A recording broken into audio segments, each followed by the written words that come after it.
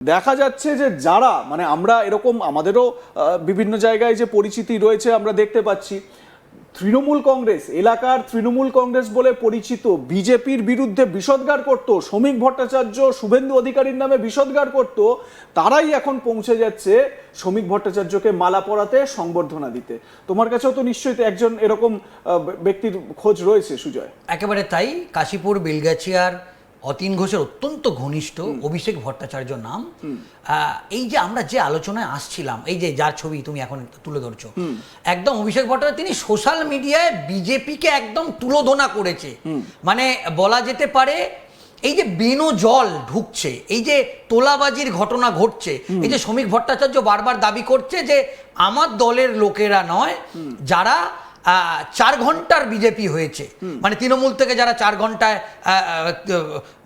বিজেপির পদ নিয়েছে বা বিজেপিতে এসছে, বা 4 তারিখের পর যারা যোগদান করেছে, দেখো এই তিনি পৌঁছে যাচ্ছে কার কাছে? শ্রমিক ভট্টাচার্যকে সম্বর্ধনা দিতে।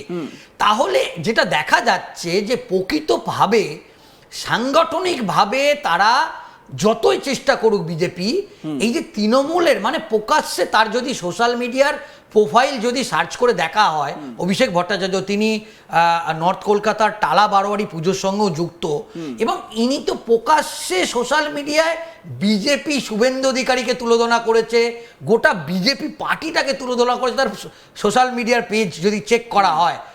তো তিনি পৌঁছে যাচ্ছে শ্রমিক ভট্টাচার্যের কাছে। মানে আমরা এটার মাধ্যমে এই উদাহরণটা বোঝাতে চাইছি, যদি রাজ্য সভাপতি একদম সর্বোচ্চ পদ পার্টির তার কাছে যদি মালা দিতে, তার ঘরে যদি স্ক্যানিং না করে পৌঁছে যেতে পারে, তাহলে ব্লক স্তরে বা মন্ডল স্তরে বা জেলা স্তরে তাহলে কি হচ্ছে এটা তুমি জাস্ট অনুভব করো।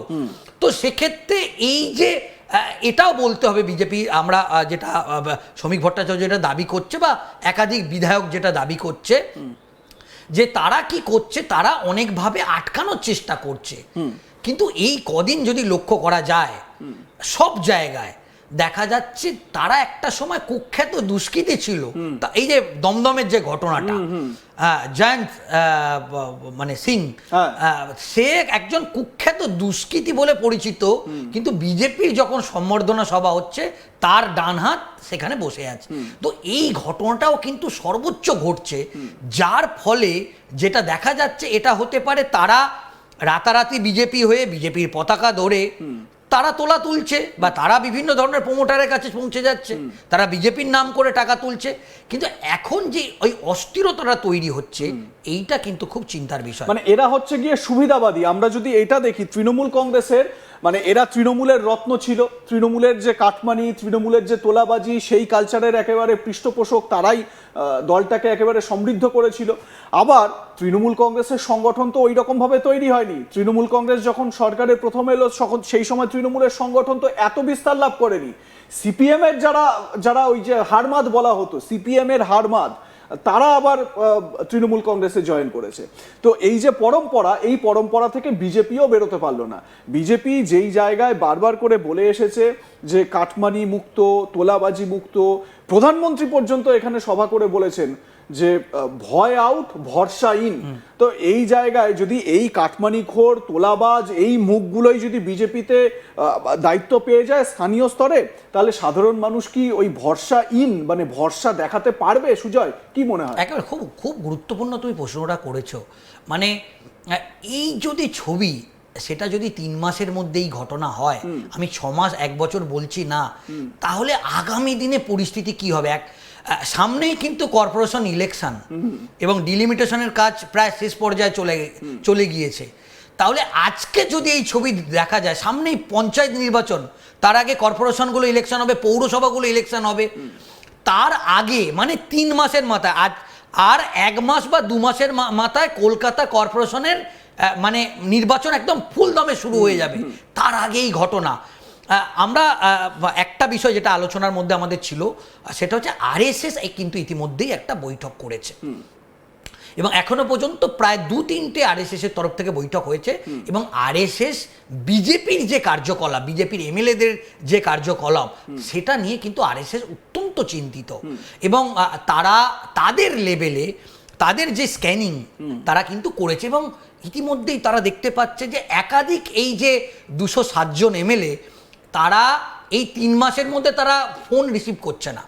যারা সেই বিধানসভা কেন্দ্রের ভোটার তারা তার স্থানীয় এমএলএ কে ফোন করছে আমি বলছি অত্যন্ত জনপ্রিয় একজন এমএলএ সজল ঘোষ, বরানগর থেকে এরকম 8-10টা অভিযোগ, তারা রিটেন অভিযোগ বিজেপি সল্টলেকের কার্যালয়ে করেছে যে তারা এমএলএ কে ফোন করছে পাচ্ছা। অত্যন্ত জনপ্রিয় এমএলএ। কি বলছো? সজল ঘোষ? সজল ঘোষের মতো একজন। আমি তো বলছি সজল ঘোষ এরকম একজন জনপ্রতিনিধি যাকে বিভিন্ন নাগরিক পরিষেবা দেওয়ার জন্য সব সময় পাওয়া যায় এবং মানে সজল ঘোষের যদি মানে প্রচারের ভিডিওগুলো আমরা দেখি, প্রচার চলাকালীন একবার প্রচন্ড বৃষ্টি হলো বরানগরে, সজল ঘোষ চলে গেলেন, সেই জল পায়ে তিনি বললেন যে আপনাদেরকে দেখতে এসেছি, আপনাদের বিধায়ক কোথায়, বিধায়কের দেখা নেই, সায়ন্তিকাকে খোঁচা দিই। একেবারে আমি এইটাই তোমাকে প্রমাণ কোটানকো দিতে চাইলাম, তার মতো অত্যন্ত সক্রিয়, অত্যন্ত জনপ্রিয় 2026-এ সব থেকে যদি বেশি কেউ প্রচার করে থাকে মানে খেটে থাকে তার নাম সজল ঘোষ। তাহলে যদি তার বিরুদ্ধে অভিযোগ উঠে থাকে তাহলে আর এমএলএ গুলো কি করছে তাহলে তুমি আভাসটা বোঝার চেষ্টা করো।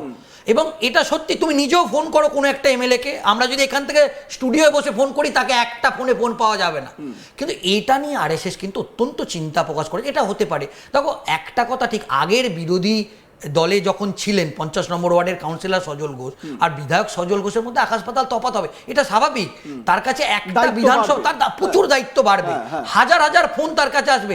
সত্যি তা প্রত্যেকেই তো একজন মানুষ, কিন্তু তার পক্ষে তো ফোন রিসিভ করা সম্ভব নয়। কিন্তু সত্যি তো তারা যদি বিধায়ক হয়, তাদের যদি বিধায়কের অফিস থাকে, তাহলে সেরকম তো কিছু ব্যবস্থা করতে হবে যাতে হয়তো এটা তো সত্যি একটা বিধানসভা কেন্দ্রে কত ভোটার, শুধু একটা ওয়ার্ডেই যদি 38-40 হাজার ভোটার হয় তাহলে একটা বিধানসভায় যদি 10টা ওয়ার্ড থাকে তাহলে কত ভোটার।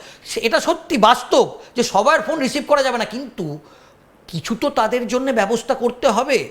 সপ্তাহে বা হয়তো মাসে একবার যদি তার সঙ্গে কোনোভাবে যোগাযোগ করা যায় বা তার বিধায়ক কার্যালয়। কিন্তু এই যে বিষয়গুলো, এটা নিয়ে আরএসএস অত্যন্ত আমি ঠিক এই জায়গা থেকেই তোমার কাছে প্রশ্ন, আরএসএস এর যে গোপন মিটিং, সেই মিটিং এ নাকি বেশ কিছু কড়া সিদ্ধান্ত নেওয়া হয়েছে এবং মানে বলা হচ্ছে যে একটা আলটিমেটাম নাকি দেওয়া হয়েছে বিজেপি নেতৃত্বকে। ঠিক কি আলটিমেটাম, কত দিনের আলটিমেটাম দেওয়া হয়েছে?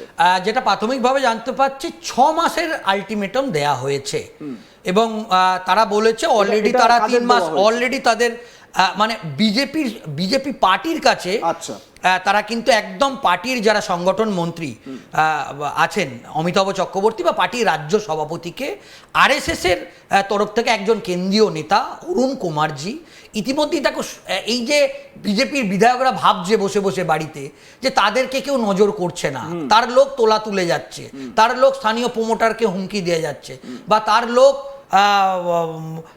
তৃণমূলের কাউন্সিলরকে হুমকি দিচ্ছে, বলছে তুমি অ্যাডজাস্টমেন্ট করো। এইটা যারা বা তারা স্থানীয় মানুষের সঙ্গে যোগাযোগ করছে না, যদি এইটা কোনো বিজেপি বিধায়ক ভেবে থাকে এটা তিনি ভুল করছে।